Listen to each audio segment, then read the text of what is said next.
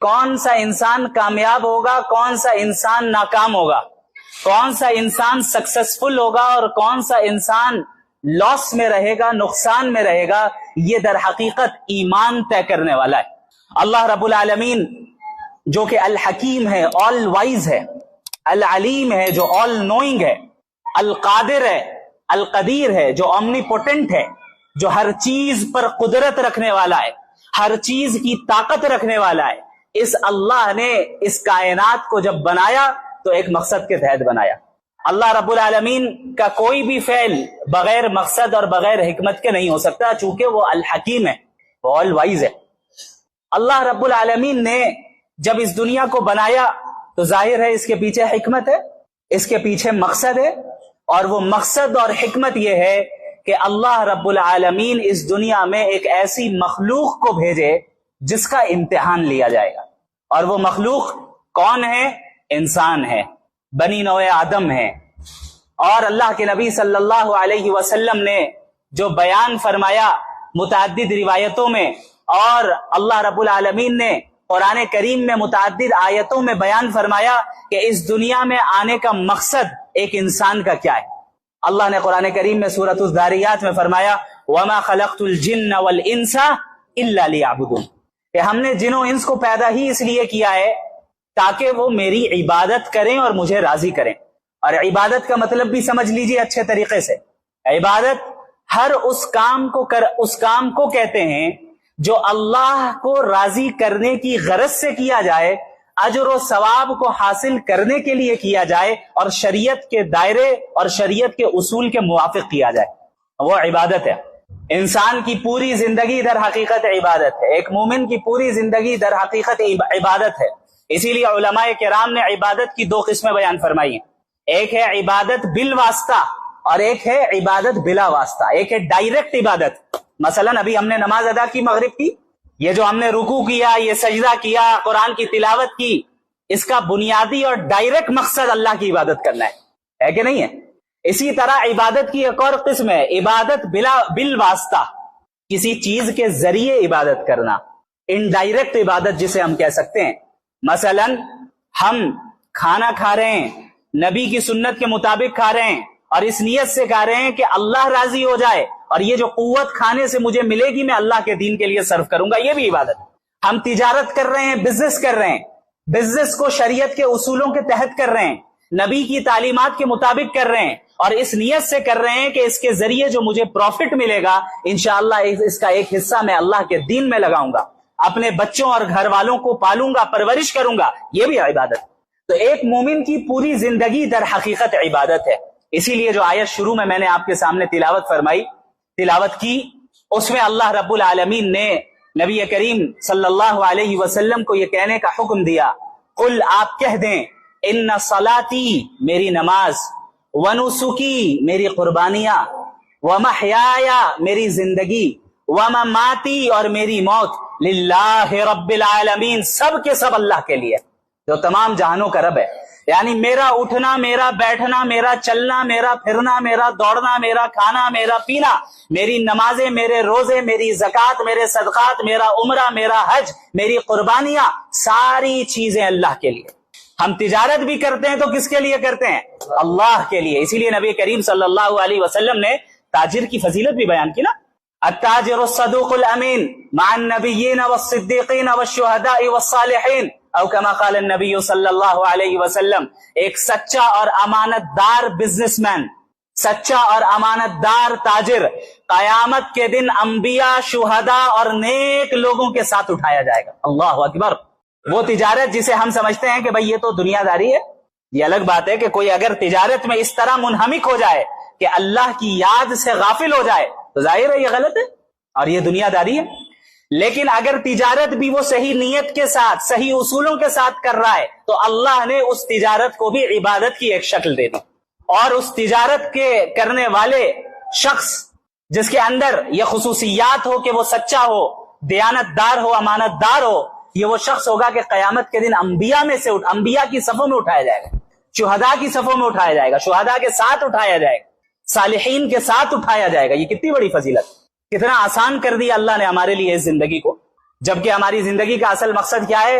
اللہ کی عبادت کرنا، اللہ نے ہر وقت نمازیں فرض نہیں کی کہ دن میں 24 گھنٹے ہیں تو 24 گھنٹے کے ہر منٹ نماز پڑھنا ضروری ہے. اللہ چاہتا تو کرتا اور اس کا حق تھا کہ وہ کرے، لیکن اس نے بندوں کا لحاظ رکھا، بندوں کے تقاضوں کا لحاظ رکھا، انسانی فطرت کا خیال رکھا، اور اللہ رب العالمین نے بالواسطہ عبادتیں بھی دے دی اور بلا واسطہ عبادتیں بھی دے دی کہ تمہاری پوری زندگی در حقیقت اللہ کے احکامات کے مطابق گزرنی چاہیے، تم کامیاب ہو جاؤ گے.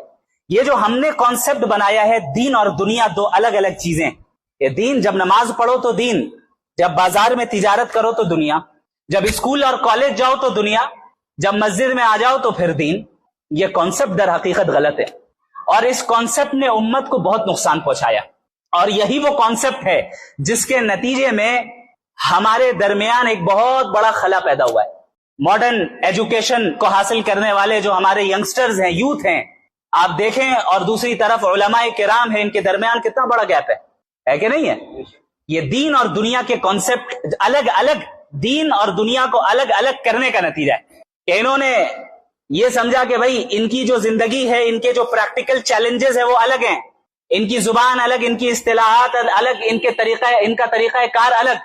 دوسری طرف علماء کرام جنہوں نے دینی علم حاصل کیا، لیکن وہ دنیا کے موجودہ سارے علماء کی بات نہیں کر رہا، ظاہر ہے بڑے بڑے علماء موجود ہیں الحمدللہ جو امت کی رہنمائی فرما رہے ہیں اور نوجوانوں کے مسائل کو حل کر رہے ہیں. لیکن ایک بڑا طبقہ یہ دیکھا جا رہا ہے کہ ایسا ہے مدارس میں بھی اور کالج یونیورسٹی میں بھی جو ایک دوسرے کے ساتھ کولیبوریٹ نہیں کر پا رہے ہیں خیر کے کاموں میں. یہ جب ان کے پاس آ رہے ہیں انہیں بددین سمجھ رہے ہیں، وہ ان کے پاس جا رہے ہیں تو انہیں بیکورڈ سمجھ رہے ہیں. یہ ان کے چیلنجز کو نہیں سمجھ پا رہے ہیں، یہ ان کے اصطلاحات اور ان کے مقام و مرتبے کو نہیں سمجھ پا رہے ہیں. نتیجہ کیا نکل رہا ہے؟ یہ خلا ہے، یہ گیپ. یہ دین اور دنیا کو الگ الگ کرنے کا نتیجہ ہے، جبکہ یہ دین آیا تھا اسی دنیا میں نافذ کرنے کے لیے. یہ دین کوئی الگ سے چند رسموں کا نام نہیں ہے، یہ دین تو دراصل دستور حیات ہے، زندگی کا دستور ہے، زندگی کا طریقہ ہے. ہم علم کیسے حاصل کریں یہ دین بتاتا ہے، ہم اپنی جوانی کیسے گزارے یہ دین بتاتا ہے، ہم شادی کیسے کریں یہ دین بتاتا ہے، شادی کے بعد کی زندگی کیسے گزاریں یہ دین بتاتا ہے، ہم تجارت کیسے کریں یہ بھی دین بتاتا ہے، ہم ملازمت کیسے کریں یہ بھی دین بتاتا ہے. تو شریعت اسلامیہ تو زندگی کے ہر شعبے کا احاطہ کی ہوئی ہے. ہم نے اس کو چند عبادتوں کے ساتھ خاص کیا. ہم نے سمجھا کہ صرف نماز روزوں کا نام جو ہے اور مسواک کر لینے کا نام دین ہے. یقیناً یہ دین کا حصہ ہے اور بہت بڑا حصہ ہے، لیکن کامل اور مکمل دین کا مطالبہ قرآن کریم کرتا ہے. یا ایھا الذین آمنوا ادخلوا فی السلم کافہ، اے وہ لوگ جو ایمان لے آئے پورے کے پورے اسلام میں داخل ہو جاؤ، کامل اسلام میں داخل ہو جاؤ. یہ نہیں کہ جب چاہا تب دین پہ عمل کر لیا اور جب چاہا تب دنیا اور معاشرے کے سٹینڈرڈز کے مطابق عمل کرنے لگ جائیں. یہ مطالبہ کیا کرتا ہے؟ یہ دین قرآن کریم کیا مطالبہ کرتا ہے؟ پورے دین میں آؤ، مکمل اور کامل مسلمان بنو، مکمل اور کامل دین پر عمل پیرا ہو. یہ ہے مطالبہ، یہ ہے مطالبہ. لیکن ظاہر ہے جب حضرت آدم علیہ السلام کو اللہ رب العالمین نے پیدا فرمایا اور پھر تمام فرشتوں کو بشمول ابلیس کو حکم ہوا کہ اللہ کا حکم ہے کہ حضرت آدم کے سامنے جھک جاؤ، اس نے انکار کیا اور کیا کہا؟ انا خیر من، میں تو ان سے بہتر ہوں. خلقتنی من نار، آپ نے مجھے آگ سے پیدا کیا، وخلقتہ من طین، اسے تو مٹی سے پیدا کیا. اس نے یہ نہیں دیکھا کہ حکم کہاں سے آ رہا ہے، اس نے اپنی عقل کے گھوڑے کو دوڑایا. یہ نہیں دیکھ رہا ہے کہ اللہ کیا کہہ رہا ہے، جبکہ وہ اس بات کا علم تھا اس کے پاس کہ اللہ تمام کائنات کا خالق و مالک ہے اور اللہ کی اطاعت میں ہی کامیابی ہے. لیکن اس نے محض اپنی انا کے نتیجے میں اللہ کے حکم کا انکار کیا. نتیجہ کیا نکلا؟ قال فاخرج منها فإنك رجیم، جاؤ اب جنت سے نکل جاؤ، جنت سے نکل جاؤ، آج سے تم مردود ٹھہرے. قرآن کریم کہتا ہے آج سے تم مردود ٹھہرے. شیطان، اللہ رب العالمین اس وقت کتنا ناراض ہیں، اس کے باوجود اللہ سے کہہ رہا ہے انظرنی الی یوم یبعثون، بس قیامت تک مجھے مہلت دے دیجئے، قیامت تک. شیطان بھی جانتا تھا کہ اللہ رب العالمین اگرچہ اللہ پر غضب کی صفت غالب ہے، تب بھی وہ انسان کی دعاؤں کو قبول فرماتے ہیں اور مخلوق کی دعاؤں کو قبول فرماتے ہیں، رد نہیں کرتے ہیں، رد نہیں کرتے ہیں. اس نے کہا انظرنی الی یوم یبعثون، بس قیامت تک مجھے مہلت دیجئے. میں کیا کروں گا؟ لأغوینہم اجمعین، آدم اور آدم کی اولاد کو سیدھے راستے سے ہٹا کر رہوں گا.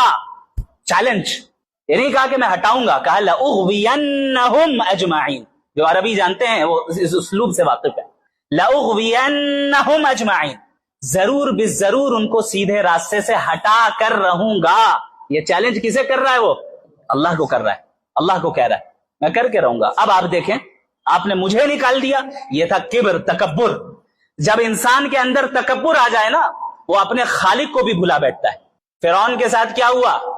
اقتدار اور حکومت کا نشہ اس پر ایسا سوار ہوا کہ اس نے اپنے آپ کو رب ڈکلیئر کیا کہ انا ربکم الاعلی، میں تمہارا سب سے بڑا رب ہوں. یہ کبر کا نتیجہ ہوتا ہے کہ انسان اسی دنیا میں اپنے آپ کو وہ کچھ سمجھنے لگ جاتا ہے جو وہ ہے نہیں. وہ کچھ سمجھنے لگ جاتا ہے جو وہ ہے نہیں. اور کبر کا نتیجہ ہوتا ہے کہ انسان بسا اوقات اللہ کے حکموں کا صریح طور پہ انکار کر بیٹھتا ہے، اور انکار کر کے وہ کفر میں مبتلا ہو جاتا ہے. اور اللہ نے فرما دیا کہ جہنم کے تعلق سے کہ وَبِئْسَ مَثْوًى لِلْمُتَكَبِّرِينَ، جہنم تکبر والوں کے لیے کتنا برا ٹھکانہ ہے، کتنا برا ٹھکانہ ہے. کبر، میں کچھ ہوں، آئی ایم سم تھنگ، مجھے کچھ آ گیا ہے، میں دوسروں سے بہتر ہوں، دوسرا سامنے والا مجھ سے حقیر ہے، میرے سامنے حقیر ہے. اب یہ کبر چاہے دنیا کے راستے سے آئے یا دین کے راستے سے آئے برابر ہے. دنیا کے راستے سے آنے کا مطلب میں اتنا مالدار ہوں، یہ غریب مجھے کیا بتائے گا؟ میرے پاس فلاں عہدہ اور فلاں منصب ہے، یہ کیا بتائے گا مجھے؟ میری اتنی عزت اور اتنی شہرت ہے، یہ کیا بتائے گا؟ یہ میرے سامنے کھڑا ہوگا، یہ میرے ساتھ بیٹھے گا. دین کے اعتبار سے میں تو تہجد گزار ہوں، یہ پینٹ شرٹ پہننے والا کیا بتائے گا؟ یہ بھی مزاج ہمارے ہیں، یہ بھی مزاج ہمارے ہیں. میں تو تہجد گزار ہوں، یہ بے نمازی مجھے کیا بتائے گا؟ یہ ہے کبر دین کے راستے سے. شیطان نے جب اللہ رب العالمین کو چیلنج کیا اور کہا لأغوینہم اجمعین، تمام کے تمام آپ کے بندوں کو میں گمراہ کر کے رہوں گا. اور یہ بھی بیان کیا جو کہ سورہ الف لام میم صاد والی جو سورت ہے، جب آپ اس کو پڑھیں گے، سورہ اعراف، اس میں آپ ان آیتوں کا بھی اضافہ دیکھیں گے جہاں اللہ رب العالمین نے شیطان کے اس قول کو نقل کیا کہ میں اس آدم یا اور اس آدم کی اولاد کے آگے سے، پیچھے سے، دائیں سے، بائیں سے، ہر جگہ سے میں اس پر حملہ کروں گا اور اسے اپنے ٹریپ میں پھنساؤں گا، اپنے جال میں پھنساؤں گا. اللہ نے کیا فرمایا؟ جاؤ جو کرنا ہے کر لو، لیکن الا عبادک منہم المخلصین. شیطان خود اعتراف کر رہا ہے کہ میں گمراہ کروں گا، لیکن چند مخصوص بندے ہیں جن پر میری چلے گی نہیں. چند مخصوص بندے ہیں جن پر میری چل نہیں سکے گی. اللہ نے بھی فرما دیا کہ جاؤ میں تمہیں اختیار دے رہا ہوں، قیامت تک کے لیے تمہیں موت نہیں آئے گی، جو کرنا ہے کرو، اور جس پر تمہیں کنٹرول حاصل کرنا ہے کوشش کر لو. کر تو لوگے، لیکن میرے نیک اور اصلاح کرنے والے بندوں کو گمراہ نہیں کر سکتے. اللہ رب العالمین نے بیان فرمایا. اب جس دن حضرت آدم کے سامنے شیطان نے جھکنے سے منع کیا اور اللہ رب العالمین کے سامنے یہ چیلنج کیا اور یہ باتیں بیان فرمائی، یہ باتیں بیان کی، شیطان نے اس دن سے نئے نئے الگ الگ حربے اور طریقے اختیار کیے انسانوں کو گمراہ کرنے کے لیے. ہر زمانے میں کوئی نیا شوشہ، کوئی نیا فتنہ وہ اٹھاتا اور بڑے ہی دلکش نعروں کے ساتھ اٹھاتا تاکہ لوگ شرک میں مبتلا ہو جائیں، کفر میں مبتلا ہو جائیں، اللہ کی نافرمانی میں مبتلا ہو جائیں اور اللہ کی اطاعت سے انحراف کرنے لگ جائیں، دین سے پھر جائیں. شیطان نے کوششیں کی ہر زمانے میں، اور اللہ رب العالمین نے ہر زمانے میں اپنی جانب سے نبی کو بھیجا. ایک طرف شیطان کوشش کر رہا ہے بندوں کو گمراہ کرنا ہے، دوسری طرف انبیاء کی کوشش ہے کہ بندوں کو ہدایت پر لانا ہے، بندوں کو ہدایت پر لانا ہے. تمام انبیاء علیہ الصلوۃ والسلام بشمول محمد الرسول اللہ صلی اللہ علیہ وسلم خاتم النبیین اس دنیا میں بھیجے ہی اس لیے گئے تاکہ تمام انسانوں کو گمراہی سے نکال کر اللہ کی اطاعت میں لگا دے اور اللہ کی غلامی میں لگا دے. اب یہ دو طاقتیں ہیں، شیطانی طاقت اور انبیائی طاقت، یا یوں کہیں کہ شیطانی طاقت اور رحمانی طاقت. اور ان دونوں طاقتوں کے درمیان ہمیشہ سے کانفلکٹ جاری ہے، کشمکش جاری ہے. بظاہر ایسے حالات تاریخ میں بھی گزرے جہاں ایسا محسوس ہوا کہ شیطانی طاقتوں کو مکمل غلبہ حاصل ہونے والا ہے. اب شاید یہ رحمانی طاقت اور انبیائی طاقت شکست کھا جائے، حالات ایسے سنگین ہوئے، ایسے سخت سے سخت فتنے وجود میں آئے، ایسی سخت سے سخت آزمائشیں وجود میں آئیں کہ محسوس ہونے لگا کہ اب یہ دین حنیف جو ہے، جو صحیح دین ہے اللہ رب العالمین کا، وہ مغلوب ہو رہا ہے۔ لیکن اللہ رب العالمین نے ہر زمانے میں ایسے افراد کو کھڑا کیا جنہوں نے اپنے اپنے زمانے کے فتنوں کو کچل کر رکھ دیا۔ آپ پوری اسلامی تاریخ کو اٹھا کر دیکھ لیں، آپ کو یہ ساری چیزیں نظر آ جائیں گی۔ ہم اور آپ جس زمانے میں رہ رہے ہیں، اس زمانے میں بھی شیطانی طاقتیں بڑے زور و شور کے ساتھ کام کر رہی ہیں، اور مقصد کیا ہے؟ آپ کو آپ کے صحیح عقیدے سے ہٹا دینا، آپ کو آپ کے صحیح فکر سے ہٹا دینا، آپ کو اللہ کے نبی اور انبیاء کے راستے سے ہٹا دینا، آپ کو سلف صالحین کے راستے سے ہٹا دینا، آپ کو رجال اللہ اور اہل اللہ کے راستے سے ہٹا دینا، یہ مقصد ہے۔ کیوں؟ کیونکہ اس نے یہ چیلنج دیا ہے کہ ہمیں انہیں گمراہ کرنا ہے، اس کی وجہ سے میں جہنم میں جا رہا ہوں، چونکہ میں نے اس کے سامنے میں جھکا نہیں، لہٰذا یہ سبب بنا، حالانکہ وہ اپنی گمراہی کا خود سبب ہے، خود وجہ ہے، اس نے یہ عزم کر لیا کہ اب تو گمراہ کرنا ہے۔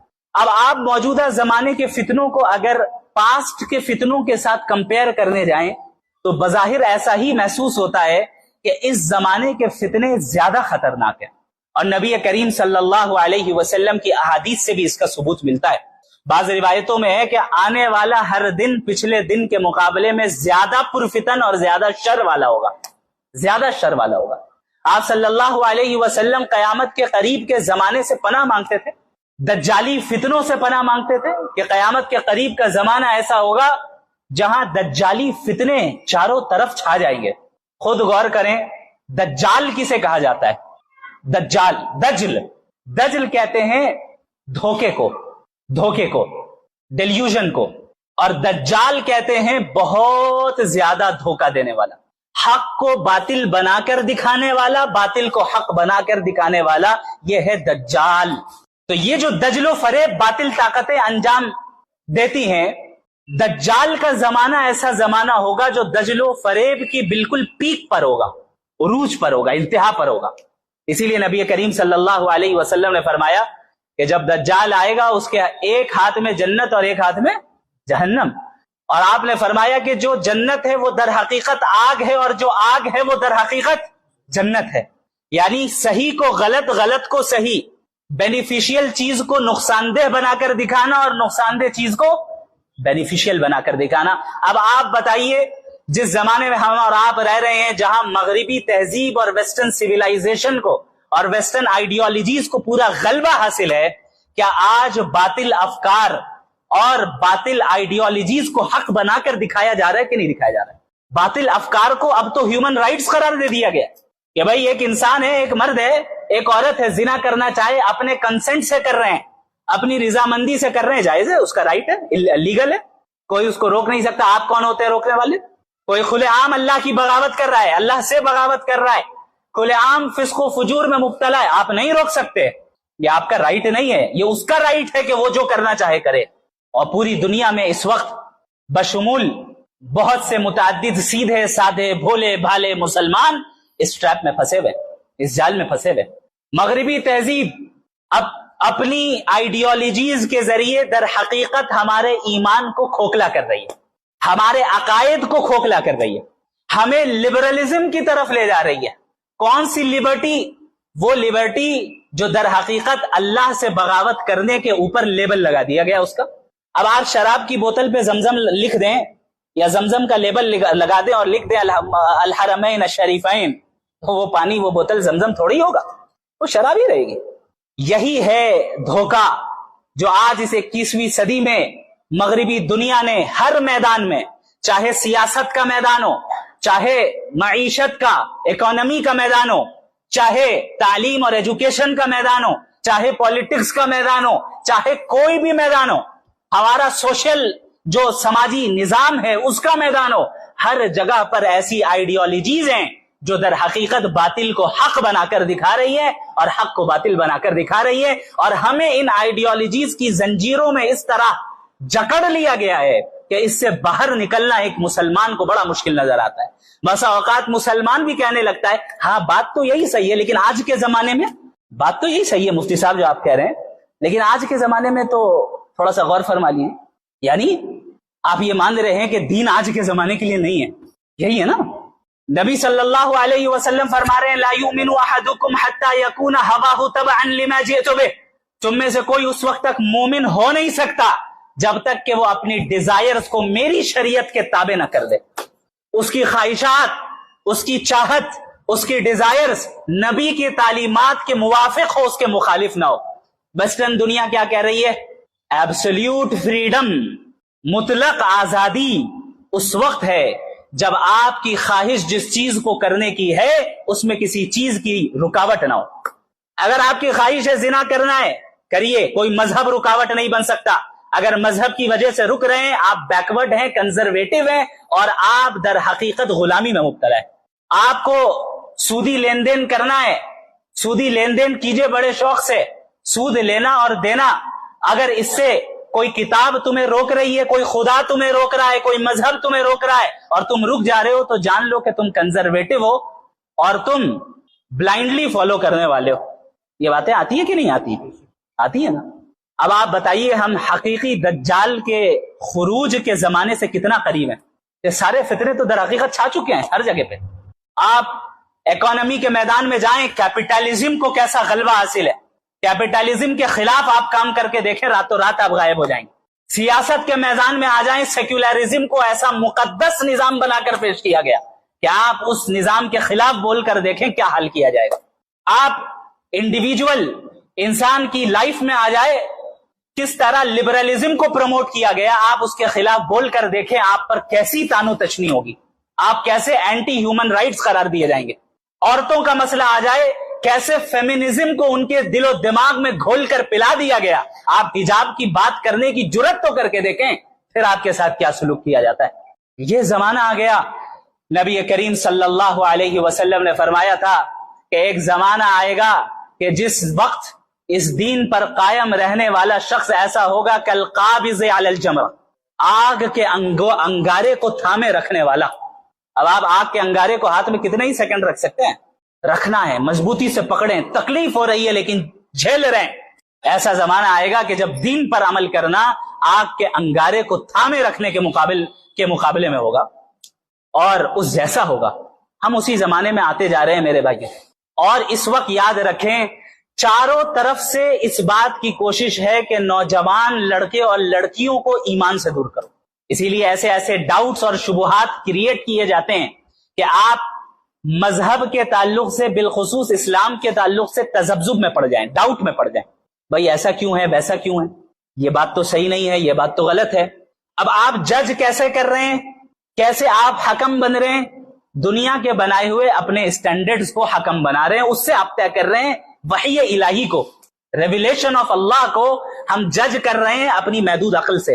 اس سے بڑی حماقت اور بے وقوفی اور کچھ نہیں ہو سکتی کہ ایک انسان اپنی عقل جو کہ ناقص بھی ہے اور لمیٹڈ بھی ہے، اس سے اللہ کی لامحدود حکمت کو جاننا چاہے، اس کا احاطہ کرنا چاہے، ایسا ہو ہی نہیں سکتا۔ جب عقل کو وحی کے اوپر ترجیح دی گئی وہ انسان گمراہ ہوا۔ جب وحی الہی اور ریویلیشن آف اللہ پر انسان نے اپنی ریزننگ کو ترجیح دی ہے، اسے پرائیورٹائز کیا ہے، وہ انسان گمراہی کا شکار ہوا۔ جبکہ اللہ رب العالمین نے عقل کے استعمال کرنے کا حکم دیا، اسی لیے قرآن کریم میں اللہ نے بار بار کہا عقل نہیں رکھتے، ذرا زمین و آسمان پر غور کر کے دیکھو۔ اللہ تعالیٰ نے اس دنیا کو کیوں بنایا اور اس میں انسانوں کو کیوں بنایا اور انسانوں کو زندگی اور موت کیوں دیتا ہے؟ الذی خلق الموت والحیات لیبلوکم ایکم احسن عملا۔ اللہ نے موت اور حیات کو اس لیے پیدا فرمایا تاکہ انسان کو آزمائش میں ڈالے اور امتحان لے کہ بھائی کون کتنا اچھا عمل کر کے آ رہا ہے۔ تو یہ اس دنیا میں جو آنے کا جو ہمارا مقصد ہے اللہ کی عبادت ہے، اور یہ دنیا ایک دارالامتحان ہے، ایگزامینیشن ہال ہے۔ یہاں پر ہم امتحان دے رہے ہیں، جو جتنا اچھے اعمال کر جائے گا ایمان کے ساتھ، اس کا وہی مقام اور اس کو اسی کے مطابق اجر مل رہا ہے۔ اس کے بعد کفار کی حماقت کا ذکر ہے۔ اللہ نے فرمایا کہ آیت نمبر 28 میں قل ارأیتم ان اہلکنی اللہ ومن معی او رحمنا فمن یجیر الکافرین من عذاب علیم۔ جو کفار تھے وہ نبی کریم صلی اللہ علیہ وسلم کے انتقال ہونے کا انتظار کرتے تھے، کہتے تھے کہ جب محمد صلی اللہ علیہ وسلم کی وفات ہو جائے گی تو اسلام ختم ہو جائے گا۔ تو اللہ نے کہا کہ آپ کہہ دیجئے ان سے کہ اگر اللہ نے مجھے موت دے بھی دی اور جو ہمارے صحابہ ہیں انہیں بھی اللہ نے جو ہے موت دے دی یا ہم پر رحم کیا، تو تمہیں کون بچانے والا ہے؟ یعنی ہم زندہ رہے اس دنیا میں یا نہ رہے، تمہارا تو دونوں صورتوں میں کوئی تمہارے لیے خیر نہیں ہے،